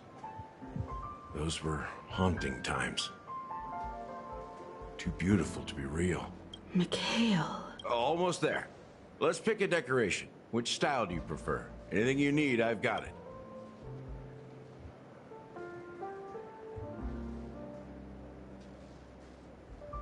Concentric circles. May you always remember where you started. Well, it's done. Here's to you, Dream Seeker, with this glass of El Dorado. To golden dreams. Well done, Gallagher. You're not over the hill yet. So are you satisfied? Oh, the flavors! They're way more sophisticated than Soul Glad. The richness and layers of these flavors are a masterpiece, especially with the adjuncts. I can taste the spicy and sour notes with a hint of sweetness. I'm not entirely sure what it all means. Maybe Mr. Gallagher can shed some light on it.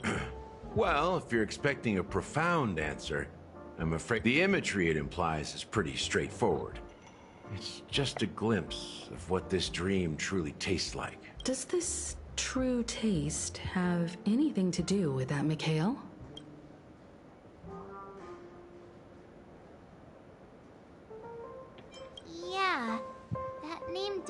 sound familiar. When you got knocked out by that masked fool girl, I think I heard someone calling that name. Do you I was right about you. You guys seem to know quite a bit. And now there's no reason to hide anything from you anymore. Let's dig deeper into the case. And of course, I'll tell you a story about Mikhail. Alright, let's start with what we know based on the clues the family has. It seems that Firefly isn't a local or an invited guest. In other words, she's a stowaway. She managed to fool me at first. My age must be getting the best of me. But here on the planet of festivities, stowaways are a common sight. You're bound to run into one sooner or later. After the incident, the hounds wasted no time searching for that girl in both the dreamscape and reality. But here's the thing. We only received bad news. And the trickiest kind at that. She simply vanished, leaving no trace in the dreamscape or reality. As if she had never come to Penacony at all. Huh? Does that mean...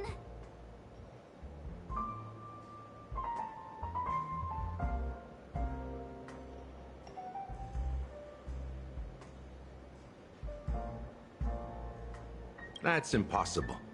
The problem now is not that she's dead, but that it's as if she had never existed in the first place.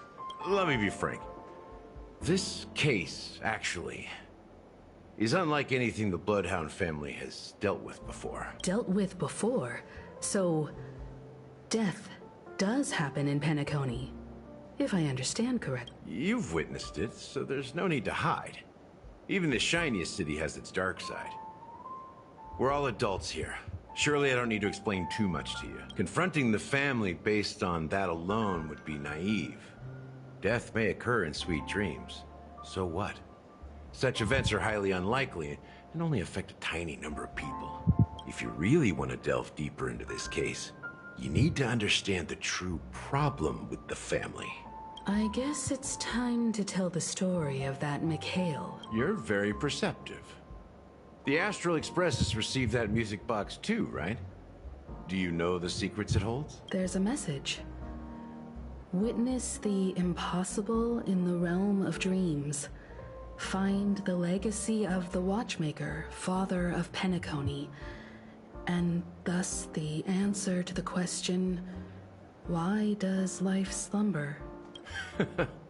That's the exact wording. Hey, why are you laughing? Wait, did you write it? It's quite poetic. No, but I'm the officer in charge of this case. So how could I not know? I'm sure you must have noticed that this message didn't come from the family. You might have even guessed that the relationship between the family and the Watchmaker isn't as close as it seems. That's just our speculation. Actually, it's hard to believe that the father of Penacony and its actual managers are at odds. Now I can assure you that your speculation is absolutely correct. The family has considered the Watchmaker an enemy for a long time, but the hounds haven't been able to track him down, as he seems to be living only in the characters and stories he created. Let me ask you a question. Have you ever wondered why the family allowed the Watchmaker to send out such a ridiculous message to the outside world, inviting you here and causing chaos? So, you want to seize this opportunity to expose the Watchmaker? Well, now you understand why the Oak family authorized the Nameless to assist in the investigation, but kept you in the dark, right? Because the Watchmaker is not the legend of the Land of the Dreams at all. He's the most shameful stain in the history of Penacony, and he's the root cause of all the anomalies in the dreamscape. You don't get it? Well, I mean, Mikhail, the betrayer of the family, he's the Watchmaker.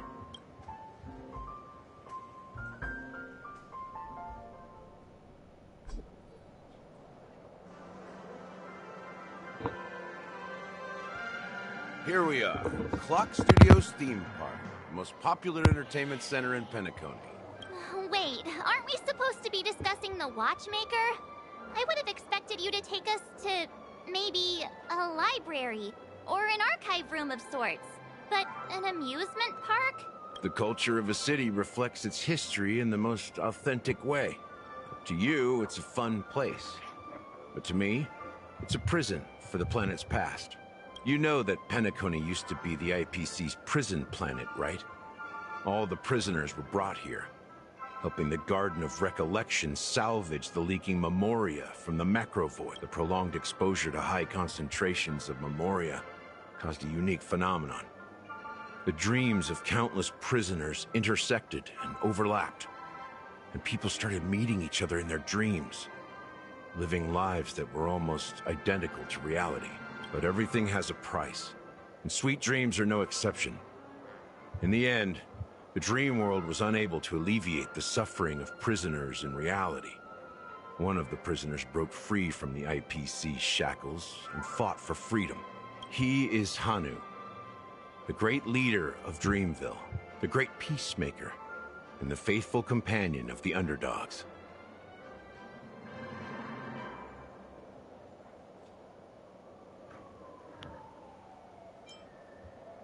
History is always written by the winners.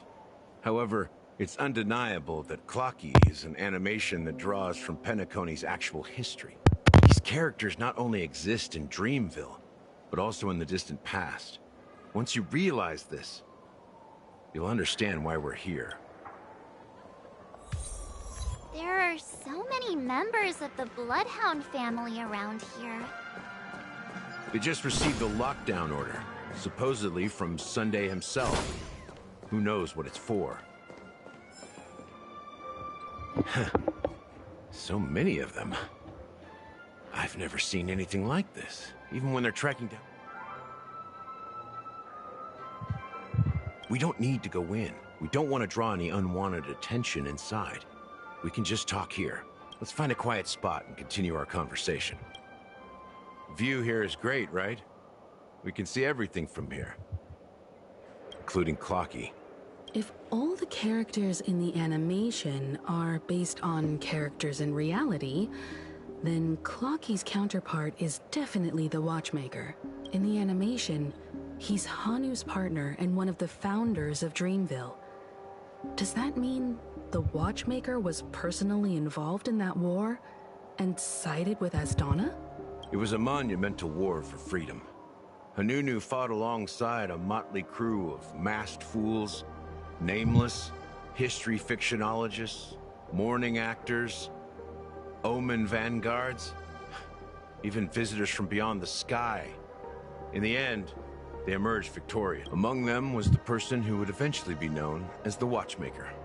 But if you do the math, doesn't that mean the Watchmaker was around for several centuries? I'm not sure, but Mikhail was already the Watchmaker when I met him, so maybe he inherited the title. How old are you now, Mr. Officer? I'm 13. No way. Not even close. Hanunu freed the frontier prison, but peace still eluded him. With limited resources, threats from the outside world, and internal conflicts between major prison districts, the future of Asdana was uncertain. It wasn't until the Watchmaker approached the family with the idea of turning the prison into the planet of festivities that Penacony finally gained its name and glory. Thus, he became known as the Father of Penacony. But didn't you say the Watchmaker betrayed the family? And you said you were his companion, so that means you... No. I'm not his companion, but rather one of his many children. But I am indeed a traitor. Not to the family, but to Mikhail. What did you do? I did nothing. And that's the worst betrayal of all.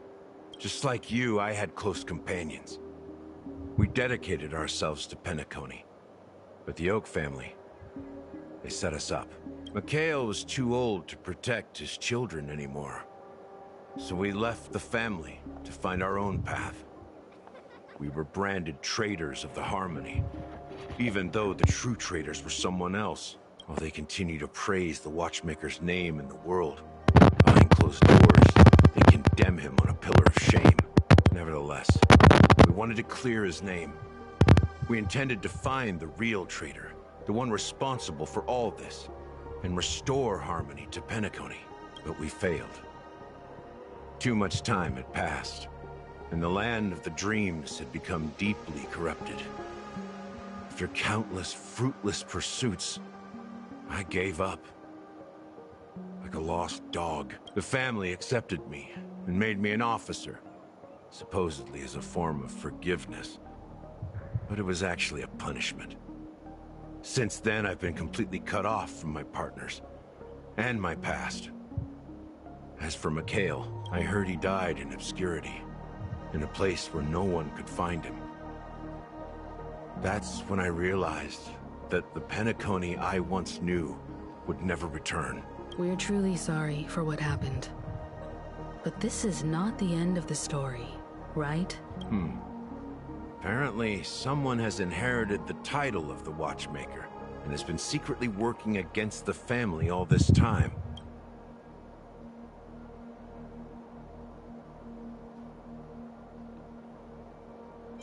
Well, that's one way to look at it. However, only one member has truly inherited the Watchmaker's title. Unfortunately, after all these years, I have no idea who that person is, or if they're even real.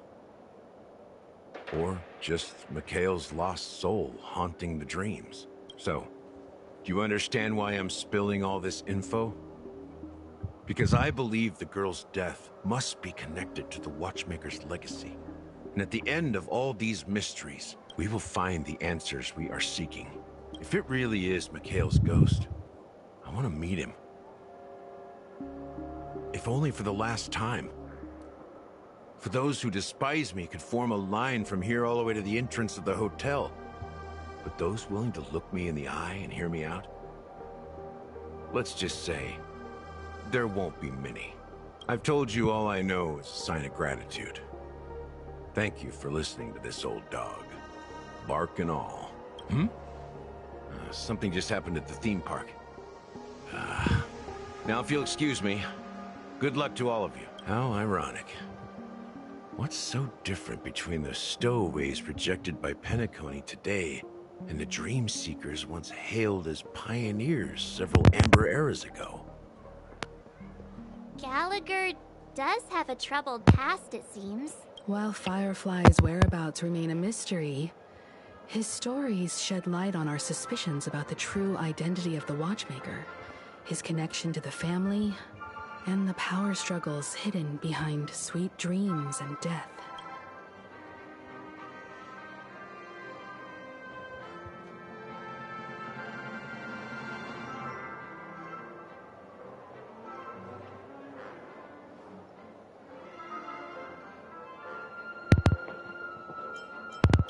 You're really into Clocky, huh? He's just a fictional character, not a real person. Speaking of which, that Clocky who only reveals himself to you is quite intriguing. It's a shame we've never met him since then. Exactly. Gallagher suggests that the real traitor is someone else. Probably within the Oak family.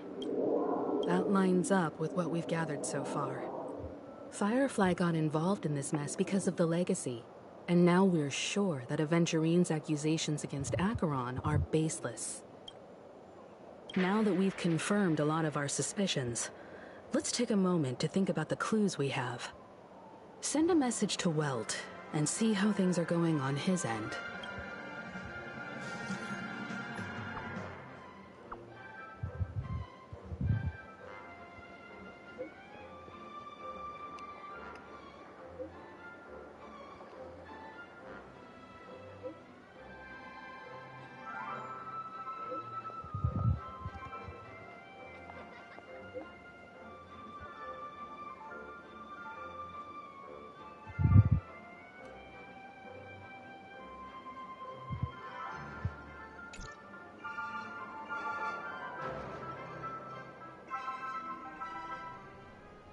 Are your companions worried about you? They're just checking up on me. Let's get in and get out. Seems they've made some progress. Looks like we're about to enter the depths of Dew-Light Pavilion. It's been a smooth ride. Almost too smooth for a heavily guarded mansion. Let's see if there's anyone waiting to greet us.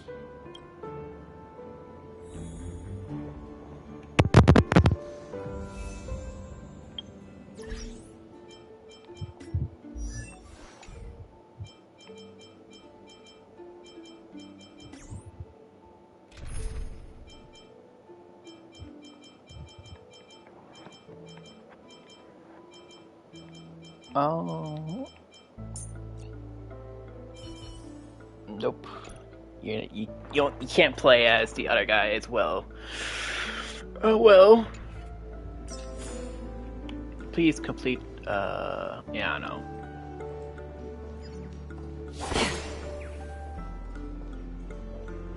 Kind of busy game. Alright. This could be the end of the live stream. Thanks for watching, and I'll see y'all in the next one.